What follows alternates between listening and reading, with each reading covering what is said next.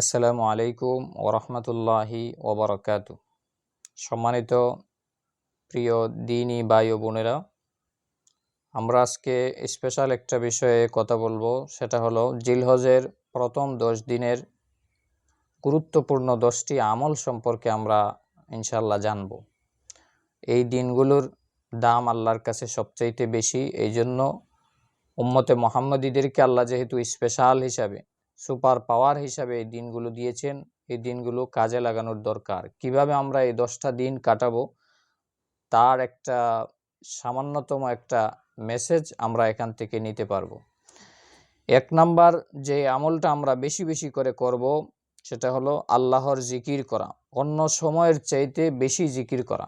কারণ আল্লাহ পাক রব্বুল আলামিন বলেছেন সূরা হাজের ভিতরে, ওয়াজকুরুসমাল্লাহি ফি আইয়ামিম মালুমাত, নির্দিষ্ট দিনগুলোতে তোমরা আমার জিকির আদায় করো, আমাকে স্মরণ করো।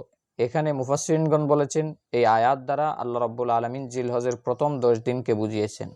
তো আমরা অন্য সময় যতটুকু জিকির করি, যতটুকু তাসবিহ আদায় করি, জিলহজের প্রথম 10 দিনে আমরা বেশি বেশি করে জিকির করব। বিশেষ করে সুবহানাল্লাহ, আলহামদুলিল্লাহ, লা ইলাহা ইল্লাল্লাহ, আল্লাহু আকবার, এই তাকবীরগুলা আমরা বেশি বেশি পাঠ করব। সাহাবায়ে কেরাম তো জিলহজের প্রথম 10 দিন আসলে বাজারে চলে যেতেন, বাজারে যেয়ে মানুষদেরকে এলান করে শোনাইতেন যে বেশি বেশি তাকবীর পাঠ করো, বেশি বেশি তাসবিহ পাঠ করো, বেশি বেশি আল্লাহর জিকির আদায় করো, কারণ এই দিনগুলাতে আল্লাহ বেশি পছন্দ করেন জিকিরকে। তাহলে 1 নাম্বার আমরা বেশি করে জিকির আদায় করব। 2 নাম্বার নেক আমল বেশি বেশি করে করা। যেহেতু এই দিনগুলার দাম বেশি, হায়াতে আবারও জিলহজের প্রথম 10 দিন পাবো কিনা, এই জন্য এই দিনগুলাতে অবহেলা না করে বেশি বেশি করে আমল করা, নামাজ আদায় করা, ফরজ নামাজের পাশাপাশি নফল নামাজ আদায় করা, কোরআন তেলাওয়াত করা, সদাকা করা, নফল ইবাদত বেশি বেশি করে করা, আর বিশেষ করে কোরআন তেলাওয়াত এবং তাসবিহ আর জিকির না ছাড়া। 3 নাম্বার, যেহেতু এই দিনগুলোর দাম আল্লাহর কাছে বেশি, এই জন্য সমস্ত গুনাহ থেকে বেঁচে থাকার চেষ্টা করা। যেহেতু এই দিনগুলোতে আল্লাহ মাফ করে থাকেন, আমরা কমপক্ষে ইবাদত যতটুকু করি সম্ভব হয় তার চাইতে বেশি আমাদেরকে যেটা প্রাধান্য দিতে হবে সেটা হলো আমার থেকে যেন এই 10টা দিন কোনো গুনাহ না হয়ে যায়। 4 নাম্বার, জিলহজের প্রথম 10 দিনের 4 নাম্বার আমল, যাদের সামর্থ্য রয়েছে তারা আমরা হজ আদায় করব। 5 নাম্বারে, যাদের সামর্থ্য রয়েছে সামর্থ্যবানেরা কুরবানি করবে। এই জিলহজের প্রথম 10 দিনের ভিতরে 10ই জিলহজ কোরবানি করতে হবে। আর এই দিন আল্লাহ রাব্বুল আলামিনের কাছে 10ই জিলহজের সর্বোত্তম কাজ হলো নহর করা, অর্থাৎ আল্লাহ রাব্বুল আলামিনের নামে পশু জবাই করা। তো যাদের সামর্থ্য রয়েছে আমরা জিলহজের প্রথম 5 নাম্বার আমল হলো আমরা কোরবানি করব। 6 নাম্বার, যারা কোরবানি করার ইচ্ছা করেছি, যেহেতু এখনও জিলহজের আরও 2-1 দিন বাকি রয়েছে, এই জন্য এই মাসালাটা আমাদের অতীব জরুরি প্রয়োজন জানা। যারা কোরবানি করার ইচ্ছা করেছি তারা আমরা চুল, অবাঞ্ছিত লোম এবং নখ এগুলা জিলহজের প্রথম 10 দিনের ভিতরে না কাটা। হয়তো আপনি জিলহজের আগেই কেটে ফেলবেন, অথবা জিলহজের কোরবানি করার পরে 10ম দিনের পরে আপনি কেটে ফেলবেন। তারপরে 7 নাম্বার আমল হলো তাকবীর, তাহমিদ, তাহলিল উচ্চ সুরে পাঠ করা। আমরা পুরুষ লোক যারা আছি উচ্চ সুরে পাঠ করব, মেয়ে লোক যারা আছি মহিলারা, মা বোনেরা, আমরা ধীরে ধীরে আস্তে আস্তে পাঠ করব।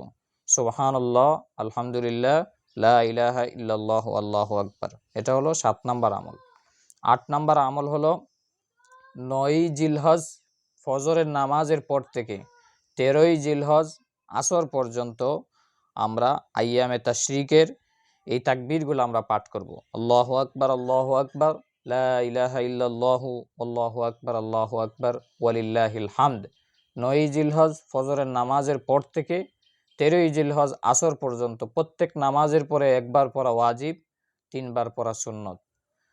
তারপরে 9 নাম্বার যেই আমল, জিলহজের প্রথম 10 দিনের 9 নাম্বার আমল হলো আরাফার রোজা রাখা। আর আরাফার রোজার ফজিলত হলো নবী করিম সাল্লাল্লাহু আলাইহি সাল্লাম বলেছেন, قال النبي صلى الله عليه وسلم أحتسب على الله أن يكفر السنة التي قبله وسنة التي بعده। নবী করিম সাল্লাল্লাহু আলাইহি সাল্লাম বলেন, আমি আশাবাদী আল্লাহ পাক রব্বুল আলামিন এই আরাফার রোজার বদৌলতে আল্লাহ বিগত 1 বছরের এবং সামনের 1 বছরের অর্থাৎ 2 বছরের গুনাহ আল্লাহ মাফ করে দিবেন। সুবহানাল্লাহ। এই জন্য 9 নম্বর আমল হবে আরাফার দিনের রোজা অবশ্যই রাখা। শুধুমাত্র যারা হজে গিয়েছেন বা হজে থাকবেন এই দিন শুধু তারা রাখবে না, বাকিরা সবাই এই রোজাটা রাখার চেষ্টা করব ইনশাআল্লাহ। 10 নম্বর আমল হলো ঈদের সালাত ও ঈদের সুন্নাহ আমলগুলা গুরুত্ব সহকারে করা। ঈদের নামাজ অবশ্যই ঈদের নামাজ আদায় করা, আর ঈদের দিনের যে সুন্নতগুলা সেগুলো আমরা পালন করা। এই ছিল জিলহজের প্রথম 10 দিনের গুরুত্বপূর্ণ 10টি আমল। এই 10টা আমল যদি আমরা আমাদের জীবনে আমরা এই বছর থেকে আগামী জিলহজের 1 তারিখ থেকে সূর্য ওঠার পর থেকে এই আমলগুলা যদি আমরা চালায় যেতে পারি, ইনশাআল্লাহ আশাবাদী জিলহজের এই প্রথম 10 দিন এর আমলের ভিতরে আমরা সাকসেস থাকব, সফল থাকব, আমাদের রব আমাদের উপর খুশি হবেন, তার মাধ্যমে আমরা জান্নাত বেছে নিতে পারবো। আল্লাহ পাক রব্বুল আলামিন আমাদের সবাইকে জিলহজের প্রথম 10 দিনকে কদর করে ইবাদতে কাটিয়ে দেওয়ার তৌফিক দান করুন। আমিন। নাসরুম মিনাল্লাহি ওয়া ফাতহুন করিব ওয়া বাশশিরিল মুমিনিন।